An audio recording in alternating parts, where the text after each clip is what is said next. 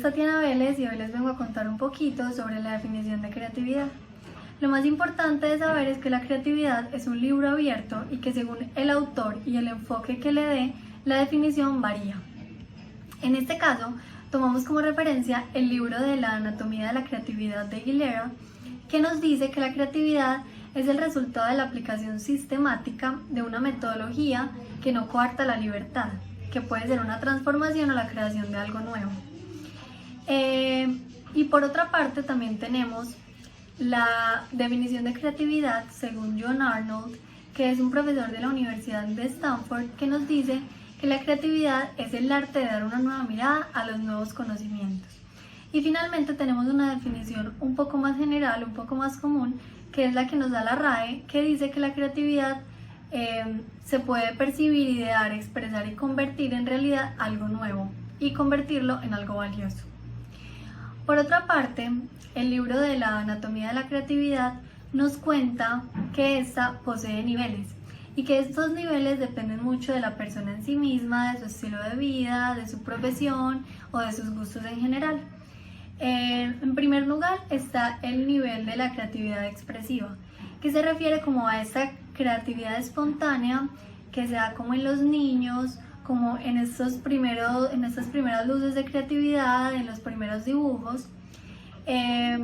Existe otro tipo de creatividad que es la creatividad productiva, que es más enfocada como en la creación de un producto o un servicio, es que este se puede aplicar obviamente en el mundo real, y esa creatividad es más como de profesionales, arquitectos o diseñadores en sí.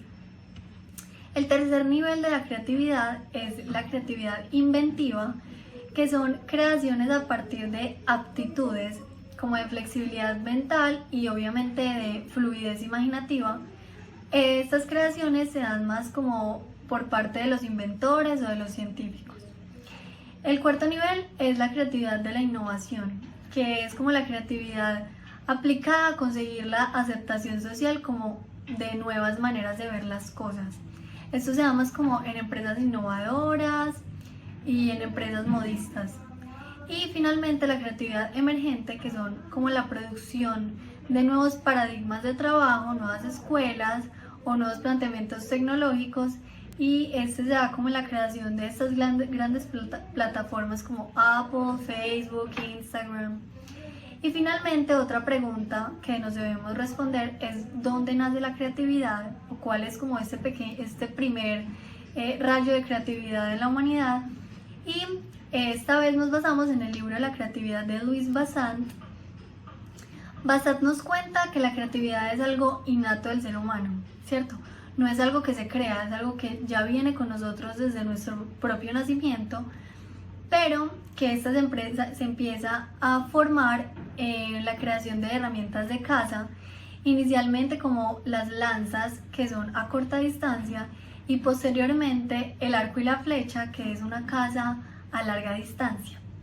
Por otra parte, también nos cuenta que la historia de la creatividad está ligada a las grandes etapas de progreso, como son la agricultura, la industrialización, la sociedad de la información y del conocimiento.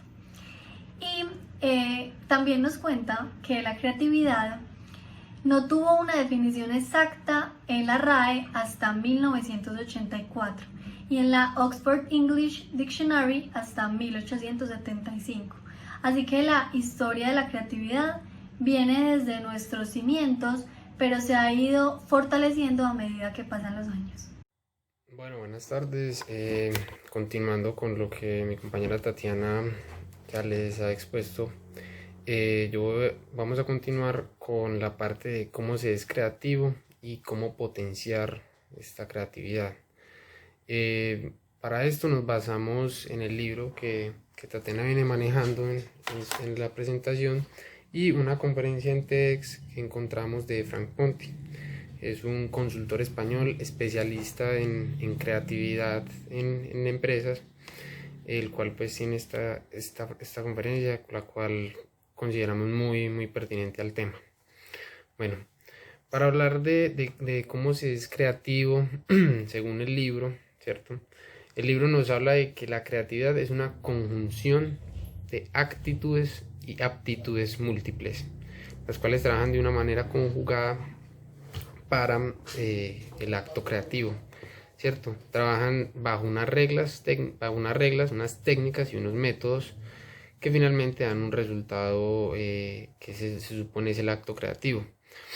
Este acto creativo pasa por 4 fases, en el libro se las describen, hablan acerca de actitudes, el proceso como tal a seguir con estas actitudes y aptitudes y finalmente una evaluación por parte de la sociedad. ¿De qué habla el libro acerca de una actitud creativa en una persona? Que es una persona que tiene instinto de curiosidad, ¿cierto? Que tiene un inconformismo, una motivación y una iniciativa por querer hacer algo, ¿cierto? Es una persona inquieta, como decimos pues acá en nuestras palabras, con una buena autoestima, una perseverancia por alcanzar algo y todas esas aptitudes, ¿cierto? Logran una creación de una sensibilidad en la persona, las cuales la vuelven más abierta a encontrar soluciones. Una persona que tiene capacidad de solución frente a diferentes situaciones y a lo que se le pueda presentar. Bueno, eso por el lado del libro. Por el lado pues de la conferencia que investigamos, hablamos de que Frank Ponti inicia su conferencia con una definición de creatividad que vale la pena pues resaltar. Él habla de que la creatividad es la habilidad de combinar conceptos, ideas y diversas cosas para obtener resultados diferentes y originales que sean útiles para la sociedad, ¿cierto? Es importante aclarar eso, que sean originales obviamente, pues que nunca se hayan visto o que mejoren algo que de pronto ya se ha visto, pero que se pueda mejorar y que sean útiles, ¿cierto? Esa es la primera premisa en un acto creativo, que sea una creación útil. Frank nos habla de personas deliberadas y personas no deliberadas o espontáneas, ¿cierto?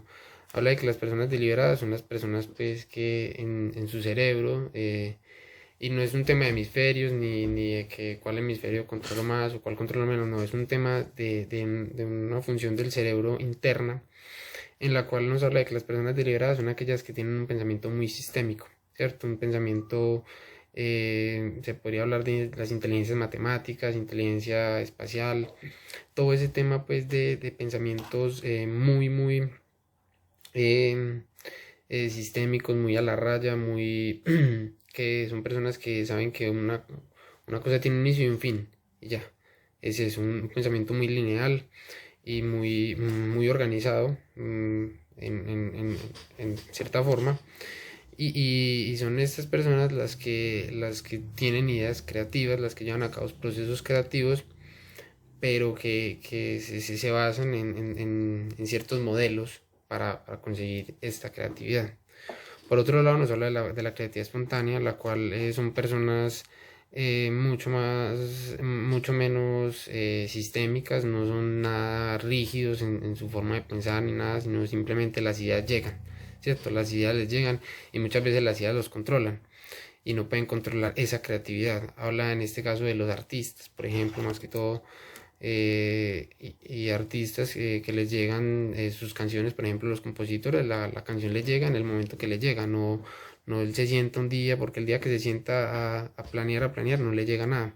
Habla de esa espontaneidad que puede llegar a tener el cerebro, habla que son personas más intuitivas, que son personas que no piensan tanto en la razón para tomar una decisión, sino que simplemente la toman, se les ocurre y la toman. O sea, muchas veces estas personas las controlan las ideas, pero por lo general estas ideas son muy buenas en términos de creatividad, son originales y finalmente son útiles, que es de lo que hablamos de la definición de creatividad.